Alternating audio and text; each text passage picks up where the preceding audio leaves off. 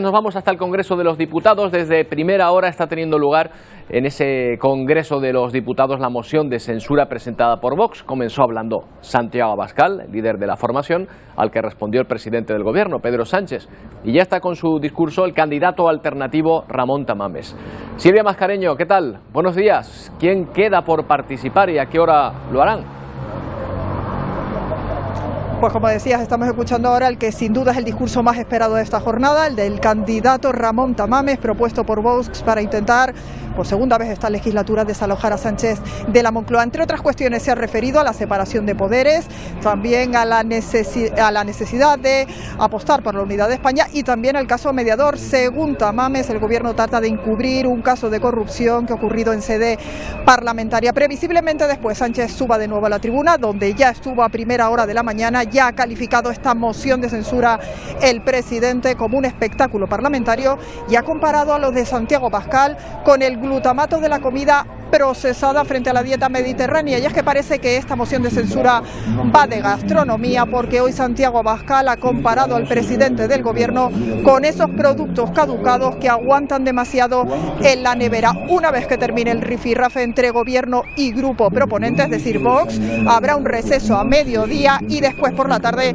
será el turno del resto de los grupos parlamentarios de menor a mayor. Mañana, previsiblemente, a primera hora de la tarde será la votación en la que, como decía, Vox se va a quedar muy lejos de los 176 diputados necesarios para que prospere esta sexta moción de censura de la democracia.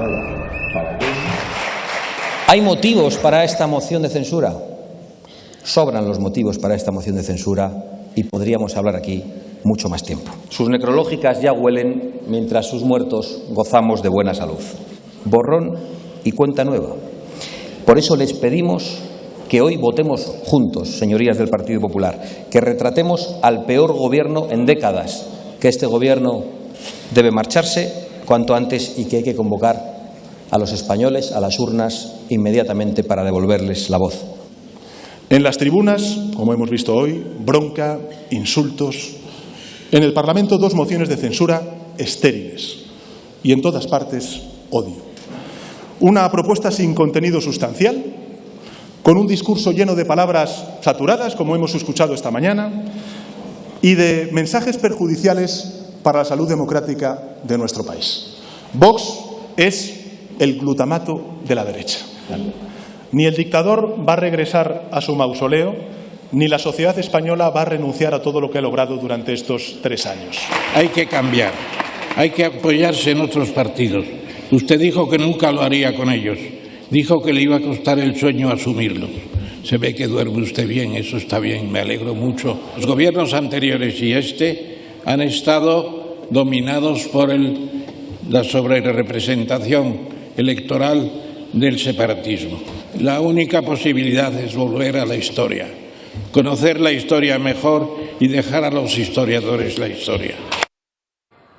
Bueno, al margen de las declaraciones que analizaremos durante toda la jornada, la moción también nos va a dejar anécdotas. Bueno, bien temprano, una de ellas, el candidato de la moción de censura, el candidato alternativo, Ramón Tamames, que no aplaudió el discurso del presidente de la formación que lo ha propuesto, Vox, el discurso de Santiago Abascal, ahí lo veríamos. Toda la bancada de Vox levantada en pie, aplaudiendo, pero el candidato Tamames no.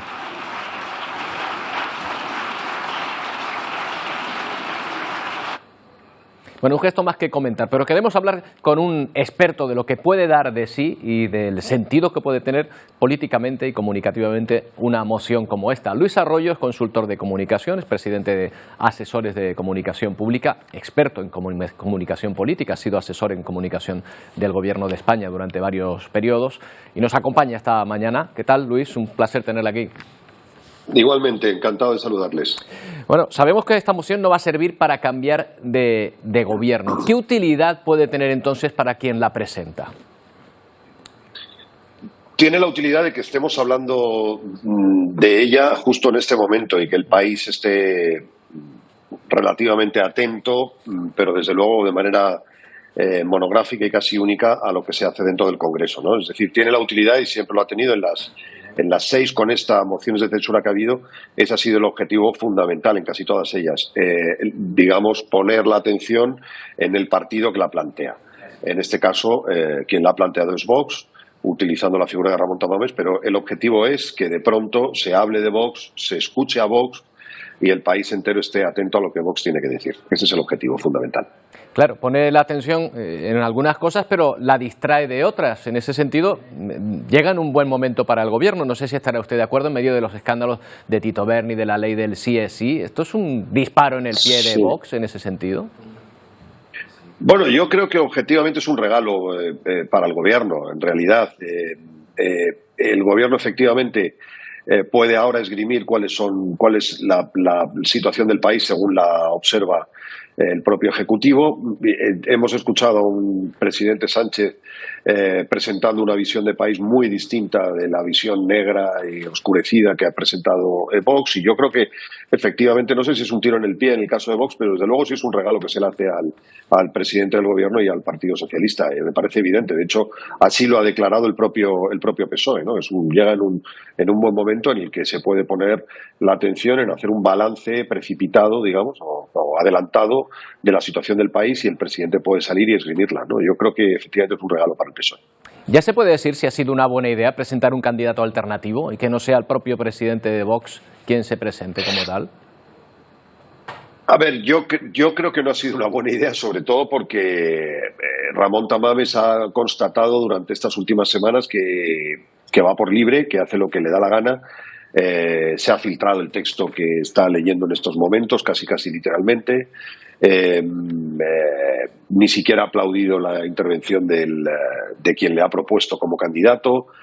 El presidente del Gobierno ni siquiera lo ha mencionado una vez a duras penas. Yo creo que no ha sido una buena idea. Parecía ingeniosa en algún momento. Parece ser que había una lista de posibles personalidades que podían representar esa España de la sociedad civil, pero Ramón Tamames ha demostrado ser un señor que más bien está ahí por interés propio, por entre comillas, con todas las comillas del mundo lo digo, por pasar a la historia. Y bueno, ha demostrado ir solamente por su propio interés, que es que de pronto todo el país le escucha durante unas horas. Bueno, por lo pronto se hablará de esto, pero no ha aplaudido el discurso de Abascal esta mañana, que ya me imagino que algo se habrá comentado ya, ¿no? Sí, ni siquiera, no solamente es que no ha aplaudido, ni siquiera ha conversado con él. El texto que se ha filtrado, ya digo, se ha filtrado, y yo me atrevo a decir, y en fin, es lo digo por pura intuición y por la profesión que llevo ejerciendo durante ya 2 décadas, ¿no? O casi 3. Yo creo que lo ha filtrado la propia gente de Vox. Es decir, dentro de Vox también existía la sensación de que podía ser algo muy extraño poner a Ramón Tamames a defender un programa de gobierno que solo tiene relativamente que ver con el que defendería Vox, ¿no? Y yo creo que eso se va a notar también. De modo que podía haber parecido sobre el papel o en la conversación una buena idea, pero francamente no creo que esté siendo. Ha habido en España 6 mociones de censura, contando esta. Solo una tuvo éxito políticamente, pero ¿pudo servir a lo mejor a los que presentaron la moción en su momento de alguna manera? Por ejemplo, la primera, la de Felipe González en 1980, ¿le vino bien? Bueno, la de Felipe González efectivamente lo catapulta como líder. La de Pablo Iglesias, que se presentó también contra Mariano Rajoy, también permitió en un momento en el que parecía que se podía producir el sorpaso en la izquierda, es decir, que Podemos podía quedar incluso por encima del PSOE, también sirvió para proyectar la imagen de Pablo Iglesias. Incluso me atrevo a decir que la del 2020 de Santiago Abascal pudo tener esa utilidad también para, digamos, levantarlo un poco como líder. Y luego naturalmente está el ejemplo del propio Pedro Sánchez, que tuvo éxito, como usted ha señalado, pero tuvo un éxito político porque resultó ser el presidente del gobierno en unas condiciones muy especiales, con un puñado de votos. Y luego tenemos el caso quizá más cómico, que fue el de Antonio Hernández Mancha contra Felipe González, el entonces candidato de Alianza Popular, que fue un desastre, ¿no? Porque fue todo lo contrario. Uno espera salir a la tribuna, lucirse, y en aquel caso fue exactamente lo contrario. De modo que las mociones de censura pueden tener esa utilidad, pero también tienen su peligro, ¿no? Tienen el peligro de que el candidato no dé la talla y aquello se convierta justo en lo contrario de lo que se pretendía.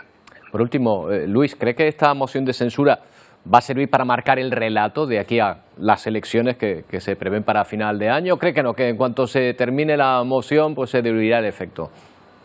Yo creo que el efecto se va a disolver muy rápidamente. Yo creo que quizá Vox pueda decir que bien, que hemos podido presentar de nuevo nuestro programa, pero por otro lado es un programa bastante claro ya el de Vox, por unas razones o por otras ya lo conoce todo el mundo. Creo que quizá salga beneficiado el propio presidente del gobierno y el Partido Socialista, porque permitirá una vez más mostrar los logros conseguidos en un momento tan complicado como fue después de la pandemia, después del volcán, por cierto, también que les afectó a ustedes, etcétera. Yo creo que esto permite que el gobierno de pronto pueda decir: señores, dejémonos ya de tonterías y sigamos con un proceso, digamos, de políticas progresistas.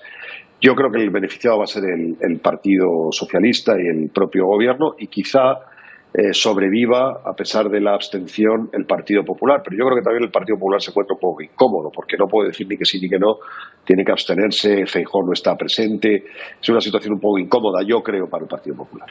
Luis Arroyo, experto y consultor en comunicación. Muchas gracias por atendernos. Buenos días. Un saludo, muchísimas gracias a ustedes.